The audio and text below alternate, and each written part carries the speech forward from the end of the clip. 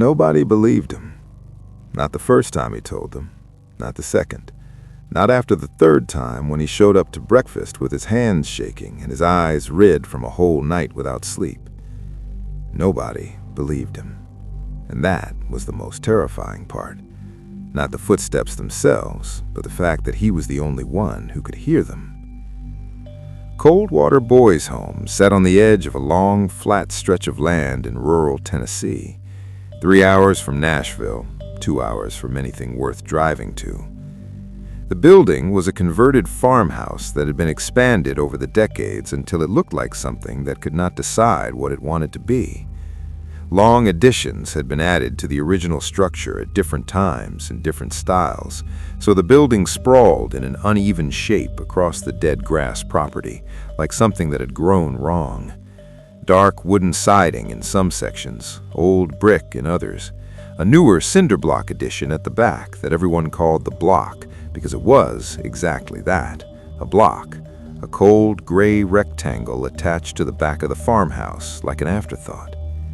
The property had no fence, just flat land in every direction, dead grass in winter, brown and flat and going all the way to the tree line at the far edge of the property. The trees there were old and close together, and even in the daytime they made the back of the property feel like it was being watched. Nobody went near the tree line, not by any rule, just by instinct, just by the way the trees looked back at you. Inside Coldwater Boys Home, there were 26 boys, ages 6 to 17. Noah was 17, tall and lean with broad, quiet shoulders, dark brown skin, close-cropped hair, and large, still eyes that took in everything around him without giving much back. He moved through the building the way water moves through a space, filling what was available without forcing anything. He was not the kind of person who made enemies. He was not the kind of person who needed to.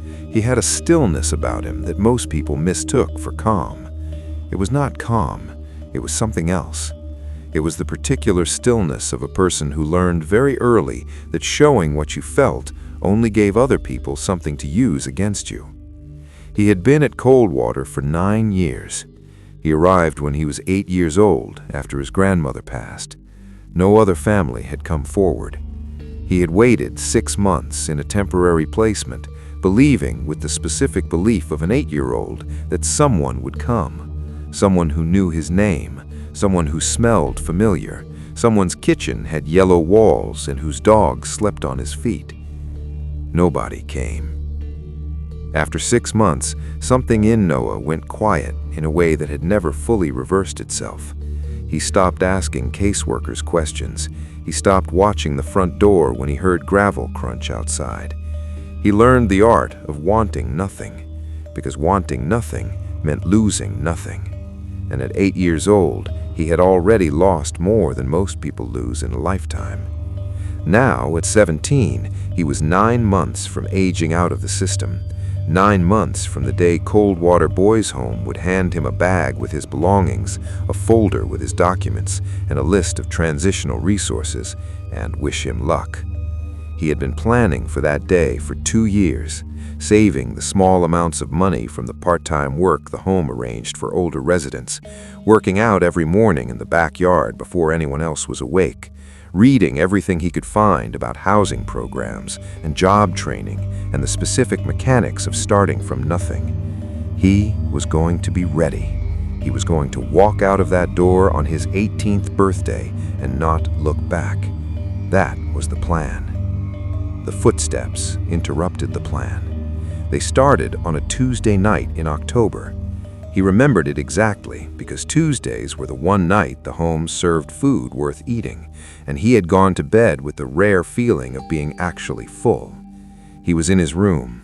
He had his own room now, one of the small privileges of being the oldest resident, one of the few. A narrow room at the end of the second-floor hallway in the original farmhouse section, just big enough for a single bed, a small desk, and a dresser. A window that looked out over the dead grass yard and the tree line beyond. He woke at some point deep in the night. He did not know what woke him. He lay still and looked at the ceiling. The room was dark and quiet. And then He heard it. Footsteps. In the hallway, outside his door. Slow, deliberate, one step at a time. Not the sound of a staff member on rounds. The staff at Coldwater had rhythms to their movement, consistent, predictable, purposeful. These were different. These were slow in a way that had no destination in it. Back and forth, the length of the hallway, over and over. Noah lay still and listened. He was not the type to panic. He assessed things first. He identified them before he reacted. That was how he survived 9 years in a place like this. He listened for 5 full minutes. The footsteps did not stop. They did not change rhythm. 14 steps in one direction, a pause. 14 steps back, a pause. Stop. Right outside his door. He stared at the gap under his door. No shadow crossed it. The emergency light in the hallway cast its usual dim yellow glow. Nothing moved in that gap, but the sound was right there, right outside his door, standing. He got up. He crossed the cold floor in his socks. He put his hand on the door handle. He stood there. The footsteps were on the other side. 1 step, 2 steps. Stop. He turned the handle. He opened the door. The hallway was empty, completely empty. He stood in the doorway and looked both directions. Nothing. Nobody. The hallway was silent now. He stood there for a long time, looking at the floor. Then he saw something. The floorboards directly in front of him. The wood was worn in a particular pattern, a path worn into the old floorboards, running 14 boards in one direction and 14 boards back, and stopping right in front of his door. He crouched down and looked at it. The wear pattern was deep. This was not recent. This path had been worn into this floor over a long period of time, over years. He straightened up. He looked down the hallway both ways. Then he went back inside. He sat on his bed. He stared at the ceiling. And for the first time in 9 years at Coldwater Boys Home, he felt something he had trained himself not to feel. He felt like something in this building was trying to get his attention, like something had been trying to get his attention for a long time and had finally found a way through. He closed his eyes. He did not sleep, but for the first time in a long time, he did not feel alone. He spent 4 days preparing. He did not rush. He was not the type to rush. He mapped the building in his head first. Every room, every hallway, every door. He had lived here 9 years. He knew the layout better than most of the staff did. But he walked it again deliberately, looking at it differently now. Not as a place he lived in, but as a place that contained something he needed to find. He confirmed that the padlocked door at the end of the cinder block hallway was different from every other door in the building. The basement door and the back exit both showed the wear of regular use. The padlocked door showed something else. The padlock itself was old and heavy, the kind of lock that had been on something for a long time. The door behind it was older than the walls around it. The cinder block addition was maybe 20 years old. The door set into its end wall was much older. Heavy, dark wood grain, gone gray with age. Iron handle worn smooth, not from recent use, but from old use, long accumulated use. The kind of smoothness that takes decades. Like the door had been here before the addition, like the addition had been built around it. He also found something on the door frame that he had missed the first time. He had to crouch down to see it in the right light. Carved into the wood of the door frame, low down near the floor, dates and initials. Small and careful, not frantic, not desperate, deliberate, like someone marking something important. He read them slowly. The dates spanned more than 20 years. The most recent was 2 years ago. The oldest he could find was over 20 years back. Each date had a set of initials beside it, different initials each time, 6 sets in total. He looked at the most recent, J.A., 2 years ago. He stood up slowly. He needed information. There was one person at Coldwater who might have it, a 14-year-old named Darius who had been at the home for 6 years and who, despite his age, had an almost unnatural ability to remember everything he had ever seen or heard inside these walls. Noah found him after dinner. He sat across from him at the empty end of the dining room table. Darius looked at him with the cautious attention of a younger kid being approached by one of the oldest residents. Noah said, "I need to know about the door at the end of the back hallway, the one with the padlock." Darius went very still. He looked at Noah for a moment, then he looked around the dining room. He said, "How do you know about that door?" Noah said, "I found it." Darius said, "When?" Noah said, "4 nights ago." He paused. He said, "Someone led me to it." Darius stared. He said, "The footsteps." Noah said, "You know about them?" Darius said, "I heard them once, about 2 years ago.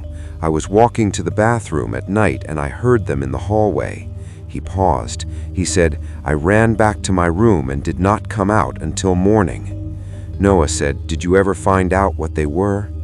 Darius was quiet for a moment. He said, "There was a staff member here 2 years ago named Mr. Aldous. He was only here for about 8 months. He was different from the other staff, not mean, not cold, just somewhere else in his head all the time, like he was thinking about something nobody else could see." He said, "One night he saw Mr. Aldous coming out of that back hallway at 2 in the morning without the padlock on the door." Noah leaned forward.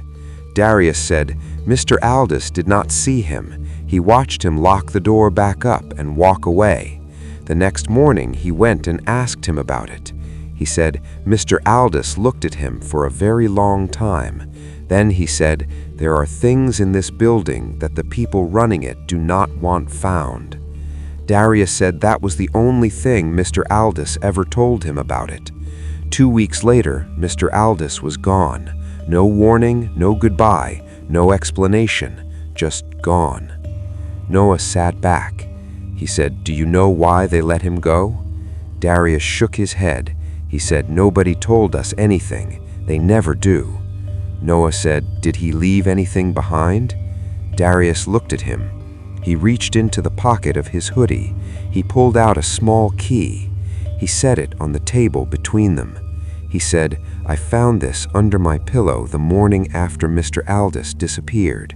He said, "I've been keeping it for 2 years." He said, "I didn't know what to do with it." He looked at Noah. He said, "Maybe you do." Noah picked up the key. He turned it over in his fingers. Small, brass, old. He closed his hand around it. That night at 2 in the morning, Noah moved through the sleeping building alone. Down the stairs, through the main hall, through the kitchen, into the back hallway of the cinderblock addition. The hallway was cold and cinderblock, painted institutional white gone gray with age. A single bare bulb in a fixture above, casting a hard yellow circle on the floor, the ends of the hallway lost in deep shadow. He reached the door. He crouched down and looked at the initials carved into the doorframe one more time in the beam of his flashlight. 6 sets, 6 people before him who had stood in this exact spot. He looked at J.A., James Aldous. He stood up. He put the key in the padlock. It turned. The padlock opened. He removed it from the latch. He put his hand on the iron handle. He pushed the door open. The smell that came out was old and cold and dry, like a room that had been breathing the same air for a long time. He raised his flashlight. The beam moved into the room, and he went completely still. The room was not a utility space. It was not storage. It was a room, a real room.